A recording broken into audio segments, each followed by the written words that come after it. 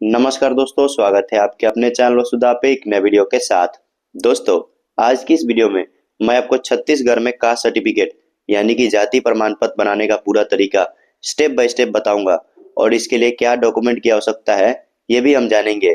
तो इसके लिए सबसे पहले आपको अपने मोबाइल फोन में कोई भी ब्राउजर को ओपन कर लेना है। ब्राउजर पे आने के बाद अब यहाँ पे आपको छत्तीसगढ़ ई डिस्ट्रिक्ट ये सर्च कर लेना है। ये सर्च करने के बाद अब यहाँ पे ई डिस्ट्रिक्ट छत्तीसगढ़ इस पे क्लिक कर देना है।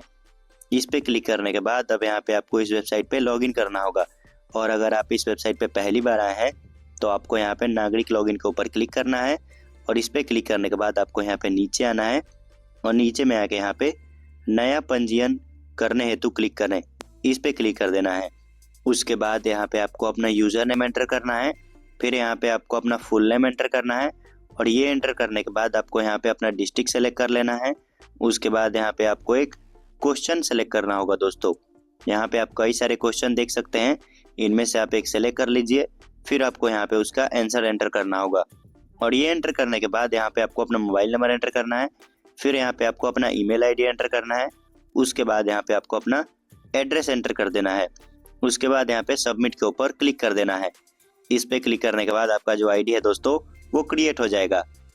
उसके बाद यहाँ पे आपको वापस से नागरिक लॉगिन के ऊपर क्लिक करना है और इस पे क्लिक करने के बाद आपको यहाँ पे अपना लैंग्वेज सेलेक्ट कर लेना है दोस्तों। फिर यहाँ पे आपको अपना यूजर नेम एंटर करना है और ये एंटर करने के बाद यहाँ पे आपसे पासवर्ड मांगा जा रहा है। तो जो आपने आईडी बनाते समय मोबाइल नंबर एंटर किया है उस मोबाइल नंबर पे मैसेज के थ्रू पासवर्ड चला जाएगा, तो उस पासवर्ड को यहाँ पे एंटर कर देना है। फिर यहाँ पे OTP भेजे पे क्लिक करना है। उसके बाद इस बॉक्स में OTP को एंटर करना है। उसके बाद यहाँ पे लॉगिन के ऊपर क्लिक करके लॉगिन हो जाना है। दोस्तों, लॉगिन कर लेने के बाद अब यहाँ पे आपको नीचे आना है और नीचे में आके ये वाला ऑप्शन अनुसूचित जाति अनुसूचित जनजाति प्रमाण पत्र, इस पे क्लिक करना है। इस पे क्लिक करने के बाद अब यहाँ पे आप ये देख सकते हैं इसके लिए आपको कौन कौन से डॉक्यूमेंट की आवश्यकता है। उसके बाद यहाँ पे आपको आगे के ऊपर क्लिक कर देना है। इस पे क्लिक करने के बाद अब यहाँ पे आपका जो एप्लीकेशन फॉर्म है ये ओपन हो जाएगा दोस्तों, जिसमें सबसे पहले यहाँ पे आपको आवेदक का नाम, फिर यहाँ पे हितग्राही का नाम ये एंटर करना है। इन दोनों में मैं आपको डिफरेंस बता दूं दोस्तों, जैसे कि मान लीजिए अगर आप किसी स्टूडेंट का कास्ट सर्टिफिकेट बना रहे हैं और उसका उम्र 18 वर्ष से कम का है तो आवेदक का नाम में उसके पिताजी का नाम एंटर होगा और हितग्राही का नाम में उसका नाम एंटर होगा। और अगर दोनों नाम सेम है तो आपको इस बॉक्स पे टिक कर देना है। उसके बाद यहाँ पे ईमेल आईडी एंटर करना है, फिर यहाँ पे मोबाइल नंबर एंटर करना है। उसके बाद यहाँ पे आधार ई ऑथेंटिकेशन पे क्लिक करके आपको अपना आधार नंबर एंटर कर देना है। उसके बाद यहाँ पे आवेदक का पता, इसमें एड्रेस एंटर होगा। उसके बाद यहाँ पे आपको अपना जिला का नाम सेलेक्ट करना है, फिर यहाँ पे कार्यालय प्रकार सेलेक्ट कर लेना है।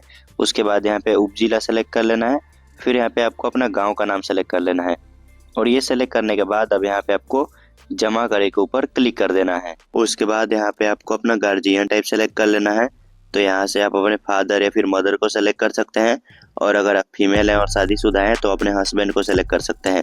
और ये सेलेक्ट करने के बाद यहाँ पे उनका नाम एंटर कर देना है। फिर यहाँ पे आपको अपना जेंडर सेलेक्ट करना है।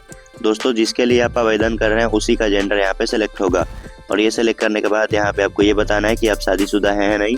उसके बाद यहाँ पे डेट ऑफ बर्थ एंटर करना है। उसके बाद यहाँ पे रिलेशन टू एप्लीकेंट, यानी कि यहाँ पे आपने जिसका डिटेल एंटर किया है उससे एप्लीकेंट का क्या रिलेशन है यहाँ पे बता देना है। तो अगर आपने फादर का डिटेल एंटर किया है तो यहाँ पे फादर सेलेक्ट कर सकते हैं। उसके बाद यहाँ पे आपको अपना कास्ट एंटर कर देना है और ये एंटर करने के बाद आपको यहाँ पे अपना कैटेगरी नंबर एंटर कर देना है। उसके बाद यहाँ पे आपको अपना प्रेजेंट एड्रेस एंटर करना होगा। तो यहाँ पे आपको सबसे पहले अपना पिन कोड एंटर करना है और यहाँ पे आपने जो जिला सेलेक्ट किया था वो आ चुका है। फिर यहाँ पे पोस्ट बॉक्स नंबर एंटर करना है। उसके बाद यहाँ पे आपसे ये पूछा जा रहा है कि क्या प्रेजेंट एड्रेस और परमानेंट एड्रेस सेम है, तो यहाँ पे आपको सेलेक्ट करना होगा। अगर सेम है तो हाँ, अगर नहीं सेम है तो नो। और अगर सेम नहीं होगा दोस्तों तो आपको नो टिक करना है। उसके बाद यहाँ पे परमानेंट एड्रेस एंटर करना होगा। अब जैसे कि मान लीजिए आपका घर दुर्ग में है तो यहाँ पे आपको दुर्ग वाला एड्रेस एंटर करना होगा परमानेंट एड्रेस में, और आप रहते हैं बिलासपुर में तो आपको यहाँ पे बिलासपुर वाला एड्रेस एंटर करना है प्रेजेंट एड्रेस में। उसके बाद यहाँ पे आपसे ये पूछा जा रहा है कि आपके जो गार्जियन है वो 1950 से पहले छत्तीसगढ़ में रहते थे या नहीं, तो आपको यहाँ पे हाँ या ना में जवाब दे देना है। फिर यहाँ पे आपको नीचे आना है और नीचे में यहाँ पे address detail of applicant guardian, आपको अपने गार्जियन का एड्रेस डिटेल एंटर करना होगा। तो यहाँ पे आप कब से छत्तीसगढ़ में रह रहे हैं ये आप एंटर कर दीजिए। उसके बाद यहाँ पे आपको अभी का एड्रेस एंटर करना होगा दोस्तों। आपको यहाँ पे टू ईयर में आपको 2025 एंटर कर देना है और फ्रॉम ईयर में आप कब से रह रहे हैं। उसके बाद यहाँ पे आपको अपना गांव का नाम एंटर कर देना है। फिर यहाँ पे ऐड के ऊपर क्लिक कर देना है। इस पे क्लिक करने के बाद अब यहाँ पे आपको नीचे आना है और नीचे में आके यहाँ पे आपसे ये पूछा जा रहा है कि आपने इससे पहले कास्ट सर्टिफिकेट के लिए अप्लाई किया था। तो आपको यहाँ पे हाँ या ना में जवाब दे देना है। उसके बाद यहाँ पे सेव एंड प्रीव्यू के ऊपर क्लिक करना है।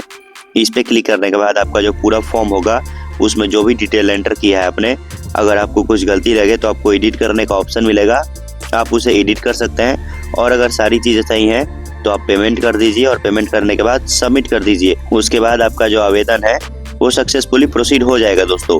तो दोस्तों कुछ इस प्रकार से आप अपने कास्ट सर्टिफिकेट के लिए आवेदन कर सकते हैं। तो अगर आपको ये वीडियो पसंद आई हो तो मेरे वीडियो को लाइक कीजिए और मेरे चैनल को सब्सक्राइब कीजिए। धन्यवाद दोस्तों, जय हिंद।